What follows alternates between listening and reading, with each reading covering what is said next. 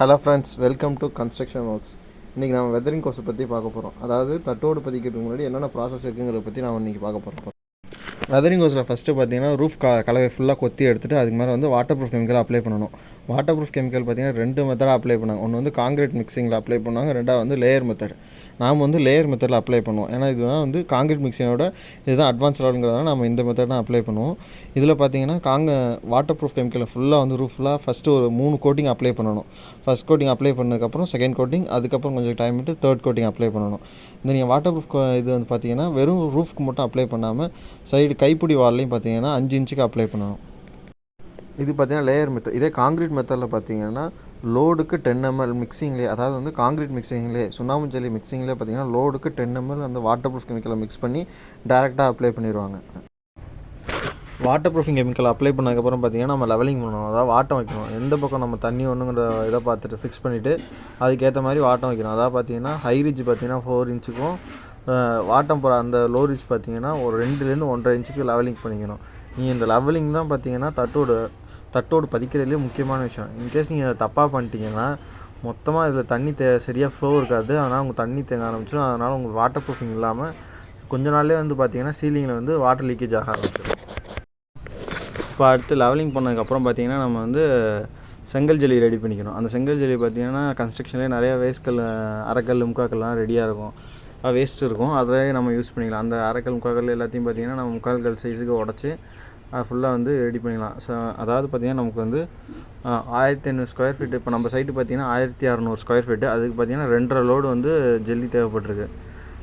இது நீங்கள் வந்து உங்கள் சப்போஸ் பத்தலை அப்படிங்கிற பட்சத்தில் நீங்கள் வெளியில் கன்ஸ்ட்ரக்ஷன்லேருந்து இந்த உடஞ்ச கல் அந்த இதெல்லாம் நிறைய கிடைக்கும். அதே நீங்கள் வந்து யூஸ் பண்ணிக்கலாம், ஒன்றும் ப்ராப்ளம் இல்லை. நம்ம அந்த செங்கல் ஜல்லி அந்த லெவலிங் பொறுத்து ஃபுல்லாக வந்து அப்ளை பண்ணதுக்கப்புறம் பார்த்திங்கன்னா சுண்ணாம்பு கலவை ரெடி பண்ணும். அந்த சுண்ணாம்பு கலவையோட இது பார்த்திங்கன்னா ஒரு அன்னக்கூட சுண்ணாம்புக்கு ஒரு அன்னக்கூட மண்ணுங்கிற இதில் வந்து நல்லா 1க்கு 3 வாட்டி நல்லா மிக்ஸ் பண்ணதுக்கப்புறம் அதை வந்து அந்த இது மேலே அப்ளை பண்ணோம். இந்த சுண்ணாம்பு நாம் ஏன் யூஸ் பண்ணுவாங்கன்னு பார்த்திங்கன்னா இதுதான் வந்து கூலிங் ஏஜென்ட்னு சொல்லுவாங்க. அந்த சுண்ணாம்போட நேச்சரே பார்த்திங்கன்னா ஹீட்டை வந்து ரெசிஸ்ட் பண்ணும். நமக்கு எவ்வளோ ஹீட் வருதோ அது ஃபுல்லாக வந்து ரெசிஸ்ட் பண்ணிவிட்டு உள்ளே நமக்கு இன்சைட் ரூமில் பார்த்திங்கன்னா வந்து ஃபுல்லாக நமக்கு வந்து கூலிங்காக இருக்கும். ஓரளவுக்கு டெம்பரேச்சர் நார்மலாகவே மெயின்டைன் ஆகும். அதுக்காக தான் நம்ம வந்து சுண்ணாம்பை யூஸ் பண்ணுறோம். நாம் ரெடி பண்ணியிருக்க அந்த செங்கல் ஜல்லி வந்து ரூஃப் ஃபுல்லாக ஃபில் பண்ணதுக்கப்புறம் பார்த்திங்கன்னா அது மேலே வந்து அந்த சுண்ணாம்பு கலவையை நம்ம மேலே அப்ளை பண்ணணும். அதுக்கப்புறம் பார்த்திங்கன்னா இது சுண்ணாம்பு கலவையை போடுறதுக்கு முன்னாடியே பார்த்திங்கன்னா நம்ம வந்து அந்த செங்கல் ஜல்லியில் நல்லா தாராளமாக தண்ணியை ஊற்றிட்டு அதுக்கு மேலே பார்த்திங்கன்னா நம்ம வீடியோவில் காமிச்சிருக்க மாதிரி ஃபுல்லாக நம்ம வந்து அந்த சுண்ணாம்பு கலவையை உள்ளே கொட்டிக்கணும். அதுக்கப்புறம் பார்த்திங்கன்னா இதை வந்து காங்கிரீட் மாதிரி தண்ணி ஊற்றி அப்படியே நீ கலக்கி விட்டுக்கிட்டே வர வேண்டியது தான். கலக்கி விட்டுக்கிட்டே வரும்போது பார்த்திங்கன்னா அந்த லெவலிங் பார்த்து புல் வச்சுருப்போம். அந்த புல்லுக்கு ஏற்ற மாதிரி 4க்கு 2.5ங்கிற பட்சத்தில் ஹை ரிட்ஜை 4 இன்ச்சுக்கும் லோ ரிட்ஜை 2.5 இன்ச்சுக்கும் 1.5 இன்ச்சுக்கு கொண்டு வர மாதிரி லெவலிங் பண்ணி நம்ம கொண்டு வந்துடணும். இப்போ எக்கனாமிக் காஸ்ட் ரீசனுக்காக தான் நம்ம வந்து 1:1 ரேஷியோவில் வந்து சுண்ணாம்பு கலவை ரெடி பண்ணிடுவோம். அதாவது ஒரு அன்னக்கூட சுண்ணாம்புக்கு ஒரு அன்னக்கூட மண்ணுங்கிற விகிதத்தில் நம்ம வந்து சுண்ணாம்பு கலவை ரெடி பண்ணிடுவோம். இதுவே உங்களுக்கு எக்கனாமிக் ப்ராப்ளம் இல்லைங்கிற பட்சத்தில் வந்து நீங்கள் வந்து வெறும் சுண்ணாம்பே நீங்கள் வந்து யூஸ் பண்ணிக்கலாம். அது இன்னும் உங்களுக்கு வந்து ஹீட்டை வந்து கம்மி பண்ணும். நீங்கள் எவ்வளோக்கெவ்வளோ நீங்கள் சுண்ணாம்பு அதிகமாக யூஸ் பண்ணுறீங்களோ அவ்வளோக்கெவ்வளோ உங்களுக்கு வந்து ஹீட்டு கம்மியாகும் உள்ள.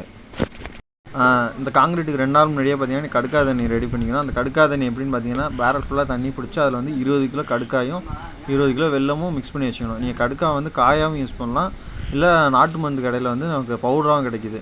நீங்கள் எது வேணாலும் யூஸ் பண்ணிக்கலாம். நீங்கள் இது எதுக்கு யூஸ் பண்ணுறோன்னு பார்த்தீங்கன்னா நல்லா பைண்டிங்காக தான். நம்ம போகிற காங்கிரீட் வந்து ரூஃப் நல்லா பைண்ட் ஆகணுங்கிறதுக்காக தான் நம்ம அந்த கடுக்கா தண்ணியை யூஸ் பண்ணுறோம். நீங்கள் இந்த காங்கிரீட் போட்டது 2 நாளைக்கு அப்புறம் பார்த்தீங்கன்னா இந்த ரூஃபில் நல்லா தட்டி விட்டுட்டு அதுக்கு மேலே தான் நம்ம அப்ளை பண்ணுறோம். இப்போ நாம் ஏன் அதை தட்டுறோன்னு பார்த்தீங்கன்னா நம்ம போட்ட காங்கிரீட்டில் வந்து ஹேர்லைன் கிராக் நிறையா ஃபார்ம் ஆகிருக்கும். இப்போ நீங்கள் தட்டுறதுனால பார்த்தீங்கன்னா கிராக் ஃபுல்லாக கிளியர் ஆகிடும். அது மேலே நீங்கள் அந்த கடுக்கா தண்ணி ஊற்றுறவ பார்த்தீங்கன்னா நல்லா ஃபுல்லாக பைண்ட் ஆகி நல்லா பிடிச்சிக்கும்.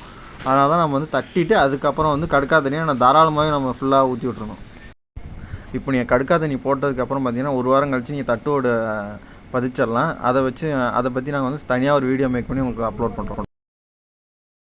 இந்த வீடியோ உங்களுக்கு கண்டிப்பாக யூஸ்ஃபுல்லாக இருக்கும்னு நினைக்கிறேன்.